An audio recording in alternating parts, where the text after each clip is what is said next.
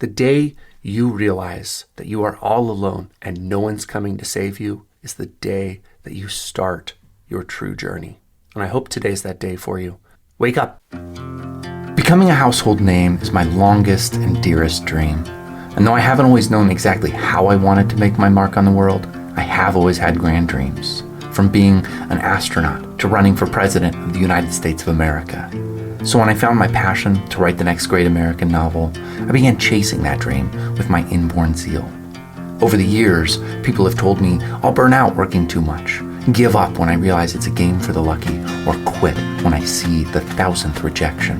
But somehow, I'm still going. And it dawned on me, whether you're a current or future reader of mine, or whether you're something entirely else, I owe it to you and to me to document this journey. I'm not a guru or an expert, but a simple enthusiast. If you have a passion for becoming a household name, or you've just always wanted to know what makes us dreamers tick, this podcast is for you. Thanks for listening. I've got a rash of interviews recorded recently with some writers who are not particularly ambitious. And it's strange to me. I don't know that I understand the perspective. And so I wanted to talk today about the sneakiness of doing something at the expense of doing things that are meaningful. And so I'm going to frame this by saying that I decided to take a flyer and work with a PR guy. And he is mentioned in other episodes. So if you really want to do your homework, you can probably figure out who I'm working with. But based on the nature of some of my commentary today, I'm not going to directly mention any names here. I am going to be releasing these episodes that I've recorded with some of the clients of this PR guy. And I think right now, based on the quality of the episodes and what I can offer you, I'm going to be doing clips and snips of each interview where I think that there's real meat on the bone to learn from. I'm not going to release the whole interviews because by and large, over and over, the people who are coming to me from the PR guy to this podcast are not assertive, are not ambitious about marketing their books. These are the kind of people who are like, I've tried everything and nothing has worked, so I hired a PR guy and he sucks. For the record, if I had to make an assessment right now of the PR guy, I would say, yep, he's not particularly good at what he does. He's very good at getting clients, but not very good at delivering value. The churn on that is where I think things are going to catch up with the PR guy. But for the time being, I just want to say that if you hire a PR guy because everything else you've tried has failed, don't expect the PR guy or gal to give you any success because you haven't stuck with anything long enough to see success. And I'm talking to myself to some degree. I have not stuck with anything long enough to see success. There are some caveats to what I'm talking about, and that's why I want to bring this to you, because you know that I'm in this with you. I am doing this with you, and I am failing, and I am succeeding in mixed ratios. More often than not, there's a lot of failure and just a teeny tiny bit of success. So this seems like a good place to summarize. Where have I succeeded? I have succeeded especially in in-person environments. So the shows that I've been attending, I'm making a profit on all of those. And that's after the cost of gas. That's after the cost of the books that I purchased. That's after the cost of the show itself, booking the booth. That's after the cost of the materials that I need, like the banners, the backdrops, all that kind of stuff. I am profitable on the whole. And so I can call that a success. I'm selling books and I'm making money getting customers, which is the dream. I've had moments of successfulness advertising on Meta. Thank you so much to Ammo. Overall, I still have not dialed in success with Ammo. So I pay money to acquire customers through advertising, but I am moving toward success with Ammo, and I continue to do it. It dawned on me yesterday when I was going to baseball practice. I'm coaching again my son's coach pitch team. My youngest son is playing coach pitch again, and I am an assistant coach for the team, so throwing pop flies and kind of keeping my mouth closed and doing whatever the head coach asked me to do. It's something that I relatively enjoy. But anyways, you know about this if you've been listening to the podcast for a year, that I did it quite reluctantly last year because I was asked to, and I just felt like, sure, I guess, whatever. I hate being around, especially other people's kids. I'm not particularly generous in that way. I find children to be annoying. I'm going off on a tangent here, but listen, I'm coaching. It's better. I'm getting better. I'm getting better as a human being. I kind of know how to deal with kids a little bit better now. That's a positive. That's a win. We get better at things that we do repetitively. And that's what's happened with my ammo advertising. After a year, I'm getting better. I'm better at interpreting tests. I'm better at interpreting areas where things are not going correctly. I'm better at shifting quickly. But I also don't have as much money as I once did. And so I have to be very careful about the way that I test and all of the programs that I subscribe to. Yeah, it's challenging, guys. Some of you are going to be in it as long as I am. Many of you will figure it out quite a lot faster than I do. But most of you are not going to stick with it long enough to get to the point where you're really successful with it. That's what I want to urge you and encourage you to think about. Don't dilly-dally. Don't play around. Don't waste your time. If today you know that you don't have the energy to stick with this until you make it to the other side, then go ahead and just quit. That's the episode's title. Go ahead and just quit. There's no point in lingering on something that you're not willing to go all in on. I'm speaking to the clients of the PR guy right now. If you're not willing to post more than once a week on social media, if you're not willing to study successful authors, what they do on social media, how they interact with their blogs, how they interact on podcasts, if you're not willing to dive deep into these people's stories to figure out what they're doing and really analyze the words they're saying, the way that they're presenting their message, the amount of energy and effort that they're putting in, especially when they tell you that they are working their asses off, if you're not willing to listen to those things and do likewise, then stop wasting your time. I can guarantee you that a couple of things are happening for you if you're in the category of having hired a PR guy or something similar, hoping that they will solve your problems, is you're angry, you're resentful, you're bitter. You wake up in the morning feeling tired and a little bit aimless. It takes you a while to get going. One of your biggest struggles is actually getting words on the page because you just feel like, what does it matter anyways?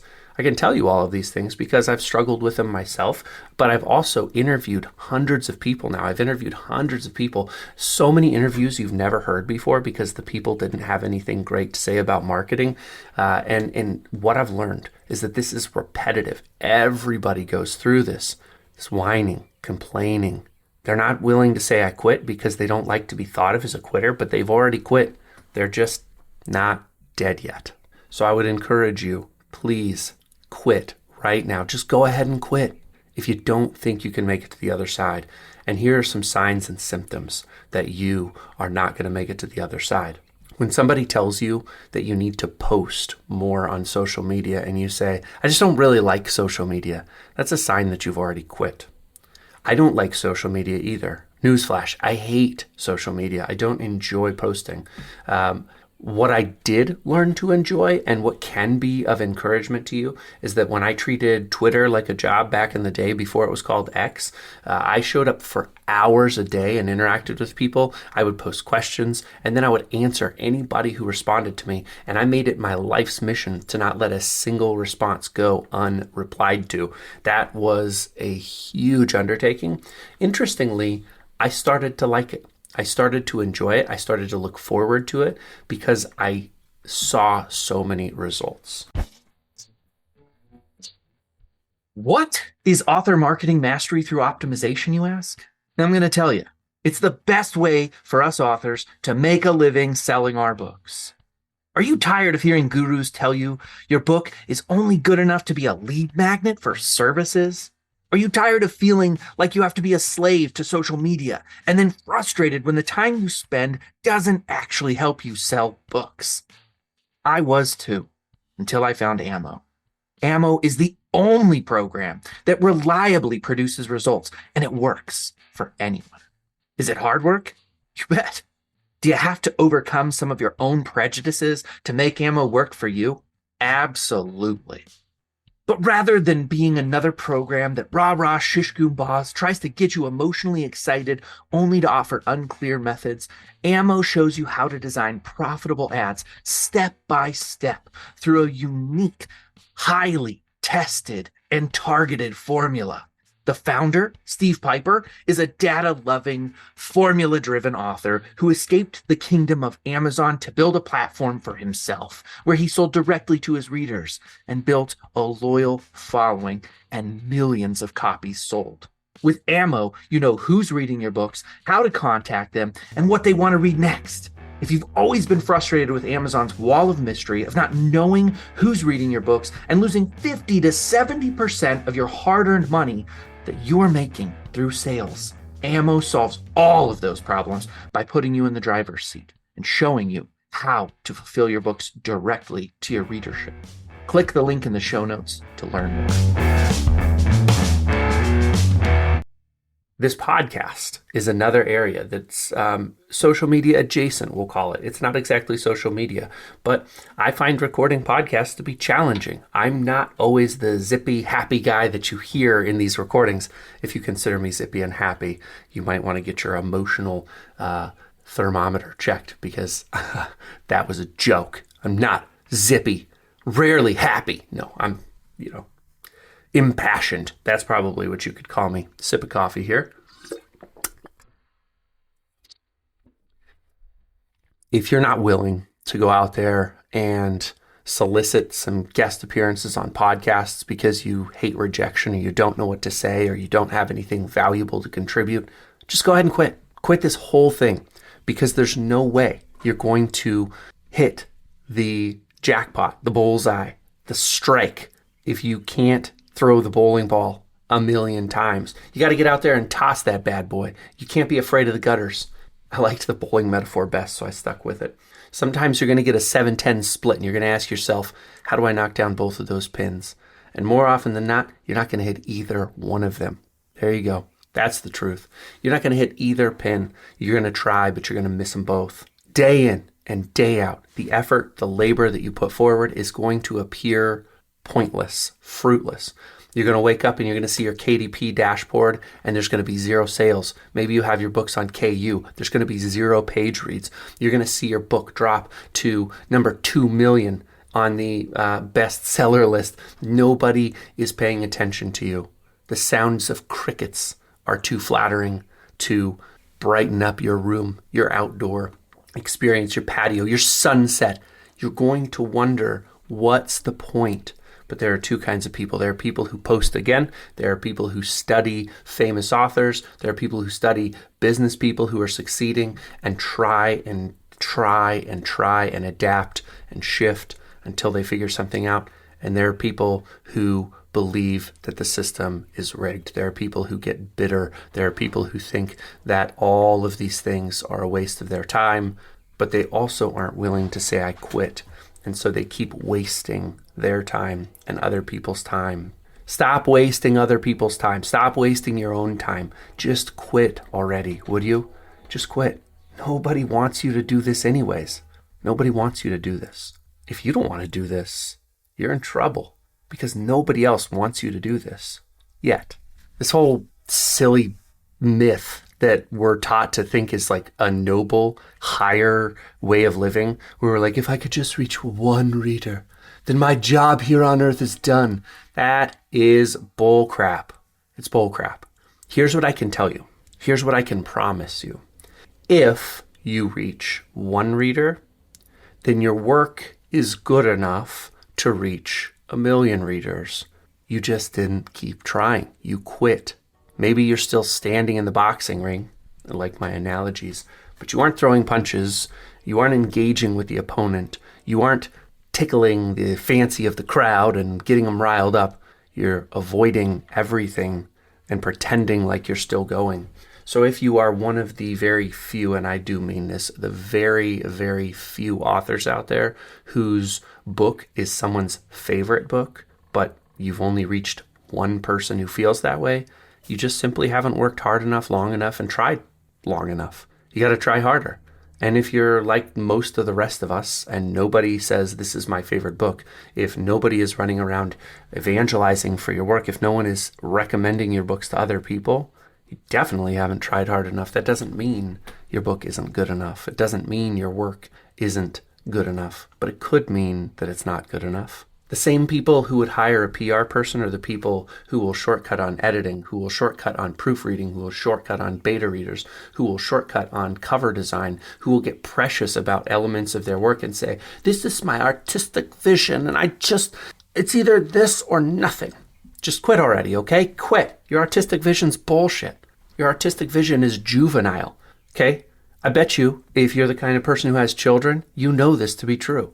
You could be proud of your kids for what they're capable of doing with the gifts that they have at that current moment. But unless they're like a prodigy, nobody is going to be amazed that that you can recite your ABCs. Nobody. Okay, I didn't say that quite right. But my point here is that if you have a 1-year-old who can recite the ABCs, most people think that that's really impressive. If you are a 6-year-old who recites your ABCs, that's expected. If you're a 40-year-old who recites their ABCs, and that's the best you can do, most people are going to want you to get some help. You know what I'm saying? I can hear the offended parties out there right now that are like, "It's not funny to joke about mental disability." I'm not joking about it. I'm saying if you're the kind of person who's 40 and the ABCs is like the extent of your abilities, nobody's going to be proud of you. Nobody. That's all right. That's okay. Maybe you have other skills. Maybe animals like you. So your artistic vision is just like a baby's artistic vision. Be willing to have a thick skin and grow your artistic vision through adapting, changing, editing. Get some developmental edits from somebody who does great developmental editing.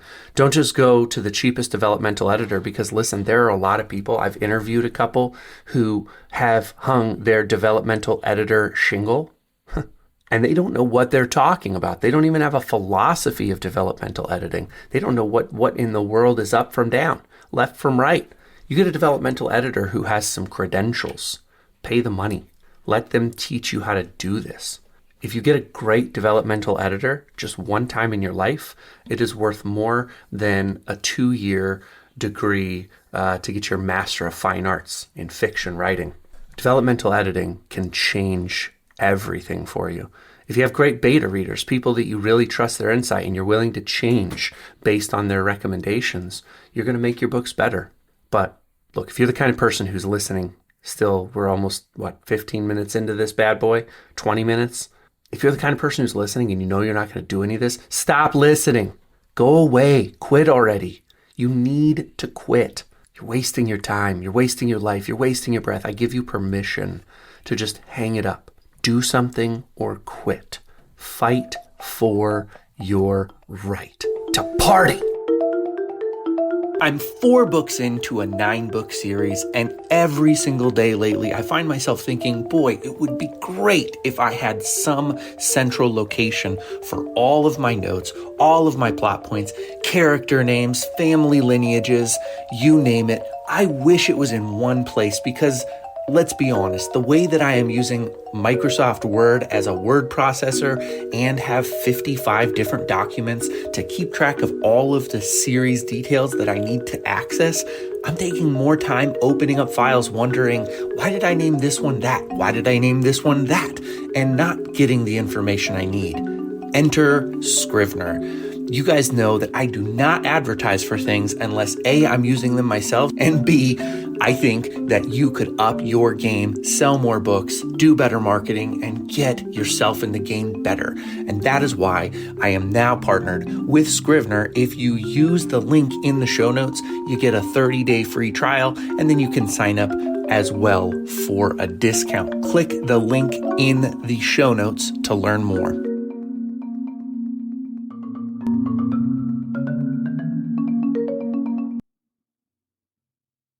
Fight for everything that you know you are able to do. I think a lot about health and wellness. It's a journey for me because I have yo-yoed a ton in my life. People called me a meathead in high school. I never lifted weights. All I ever did was do like push-up. Well, okay, that's not true. I had a dumbbell. I did push-ups. Then I used the dumbbell for like curls and shoulder raises. But like I think that the maximum amount on the dumbbell was like 20 or 30 pounds. And then I would loosen the little clamps on it, and I could use it like one of those ab rollers. If you've seen them, you know what I'm talking about. And I would ab roll. But that was how I exercised. Pardon for the little notifier thingamajiggy. I was dedicated to fitness, and so it showed. I had good muscle definition. I was never really into aerobics at that point. I got into it later. I started riding my bicycle, and so I was very aerobically conditioned. Ate a lot of food, and eventually that caught up with me, and I got heavy. I'd lose weight, I'd gain weight, I'd lose weight, I'd gain weight. My point in saying all of this is I think a lot about health, and I think a lot about wellness, and I think a lot about lifestyle. I think a lot about longevity and the kind of things that we need to do to be healthy throughout life. And one of the things I know is that if you are not using it, you're losing it. If you're not pushing, you're receding. Okay? There, everywhere you look, 70-year-olds who can't walk from the living room to the dining room without being winded, who need to get up out of their chair in front of the TV and walk to the dining room, and they have to sit because that is as far as they can walk. There are 80-year-olds who, if they fall, they'll break multiple bones and be dead. This is what people call normal. This is what people call typical. But it's not normal, and it's not typical, and it's not how things are supposed to be. We're supposed to watch the way that we eat. We're supposed to watch the way that we live our lives. We're supposed to nurture our bodies. We're supposed to lift heavy things. We're supposed to put maximum effort in. And so you can test me on this. I would never ask you to trust me without doing your own research, but humans are designed to put maximum effort in. And so the most healthy exercise you can do is go outside right now and sprint as hard as you can, as far as you can. And if you can sprint once a day, already your longevity is increased. And maybe not the number of years that you're going to live. I don't know that anybody can actually speak about the number of days or years that you're going to live and any kind of causative study proving that. But I do know that if you're the kind of person who dedicates him or herself to sprinting, that you are the kind of person who, when you're 70, will be able to walk all around town without needing to sit down or feel winded. Your bones will be strong. Your body will be strong. And if you add in good nutrition, man, you will be really a formidable force at 80 years old. You might die at 80 years old. You might die at 78. I don't know the longevity piece. I don't think anybody does. And what in the heck does this have to do with book marketing? This has to do with the right practices right now, okay? Because all of the people who can't walk from the TV room or the dining room, the living room, wherever you are, to another place without getting winded and needing to sit down, those are the same people who quit. They quit on their bodies. They quit on their future a long time ago.